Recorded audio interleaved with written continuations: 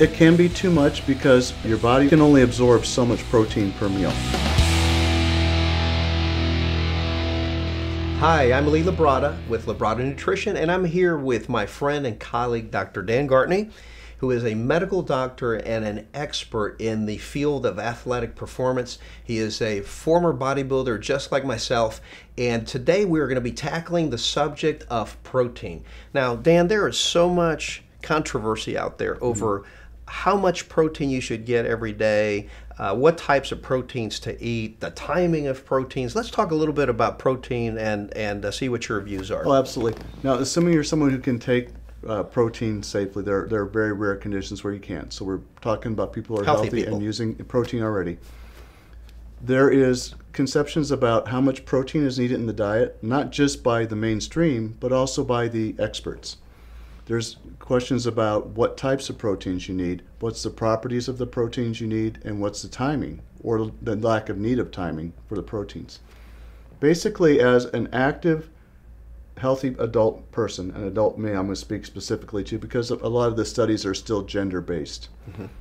You're looking at recommendations that started as low as 0.8 grams per kilogram is what they suggested that the body needs in terms of protein. Anything additional is just excess calories. Okay, and a kilo, as you know, is 2.2 pounds, so... Right, even though that doesn't sound too dramatically low, 0.8 grams per 2.2 pounds is about 0.3 to 0.4 of a gram of protein per pound of body weight. Okay, so almost half a gram of protein per pound of body weight. You'd be in excess, and most bodybuilders and most athletes now would just scoff at that. Right, they take a lot more than that. Sure. And what the researchers also have some sense of the real world.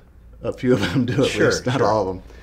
And they went and re-looked at it, and they looked at it more differently in terms of how did the body start using protein as the body took in more and more and more. And what they looked for was at what point did the body stop using the protein as a building block and start using it as a fuel. Okay. Now, of course, there's a lot of conditions that affect that, but they bumped it up to about 1.2 grams per kilogram. Okay. Now, this was a big jump up, a 50% jump up. And that seems somewhat more reasonable, but you're still 1.2 per 2.2 is about a half gram per kilo, or half gram per pound still. Right.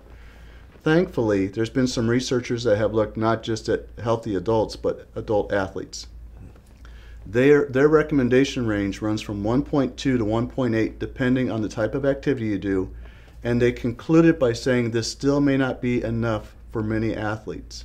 Okay. So what they're saying is that, and the weightlifting, the resistance trained athlete trying to get muscle growth is at the top end plus. Okay. Now, let me just stop you there. I typically shoot for about 1 gram of protein per pound of body weight. And you're doing that based off your decades of experience. That's right. And also what has been the gym lore. Is that the right amount? Not enough? Too much? Well, let's look what their final recommendation was.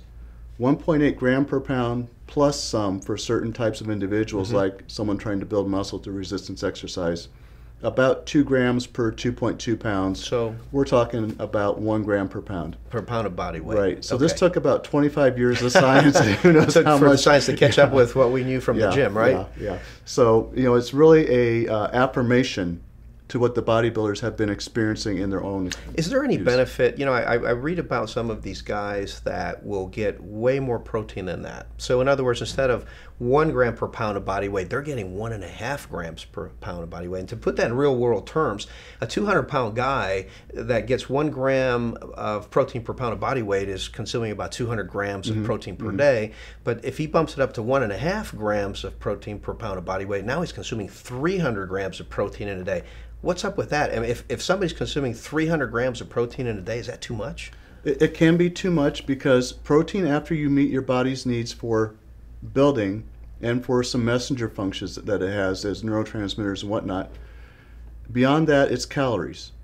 So if you're taking in additional protein beyond your needs for repair, rebuilding, and recovery, that additional calorie can be fine as long as it's not exceeding what you need in terms of your daily calories. You got to take some out of the carbohydrate or the fat store. Otherwise, you're going to gain some weight. Right. So, in other words, the extra protein may not do any harm other than you're just getting a lot of extra calories if you don't use it.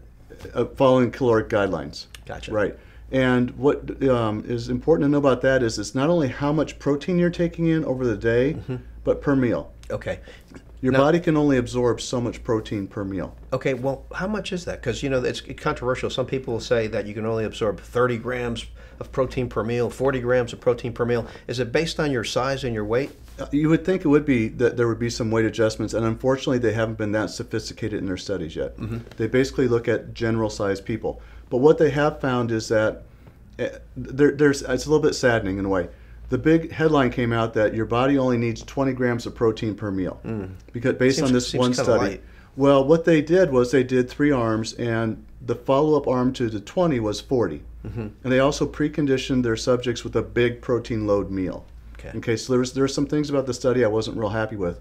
But there's even more importantly is what they found that was significant in science terms versus what was significant in real world terms, our terms.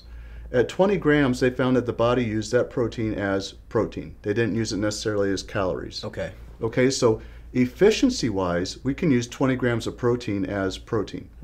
When you get to 40 grams of protein, you get a little bit of it is spilled over into calorie burning. You use it as energy. What they found, though, was that there was still a 14% increase in the building part of the protein. You were using it for muscle building, for example. Well, 14% was not statistically significant because of the number of subjects they had in this study, which was low.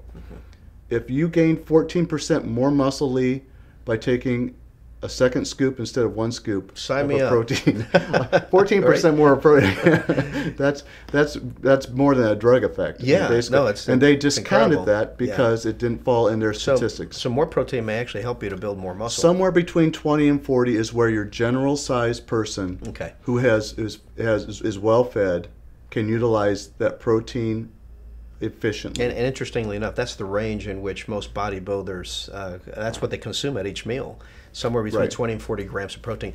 Now, Dan, let me ask you something, is because, you know, you hear sometimes, you know, in the media and the old wives' tales, is protein stressful on the kidneys in a healthy person? In a healthy person, there's no stress to protein. You can take in a pretty fair amount of protein. I think you would become nauseous to ingest if you ate too much. Right. And remember too, your intestines are going to slow down how much is absorbed. Your digestive process is going to slow down. There's a lot of things that really regulate what our body is forced to absorb. So no, there are certainly people who have chronic kidney disease who are on low nitrogen diets because of the way that their kidney health status limits what they're able to do. In healthy people, a reasonable dietary intake of protein is not anything to be concerned about. And especially if they're training hard. If you're training hard, there's a need for it. One of the issues that does come along is if you eat a lot of animal-based protein, you can get a high load of uric acid and some other purines that can cause things like kidney stones. And that's obviously a very painful condition to people that are prone to those. Right. So probably stay with clean sources of protein and watch some of those animal proteins. Correct. And that's basically the same advice you're giving people for health purposes. Right. Dan, this is very informative. I know that I've learned something, and I hope that you have as well. And if you want more information on training, nutrition, motivation, be sure to come to my website, labrada.com, and sign up for my free newsletter. Over 100,000 people are using it every week to learn about all of these things. I'm Lee Labrada with Dr. Dan Gartney, and I hope that you'll join us for our next tip.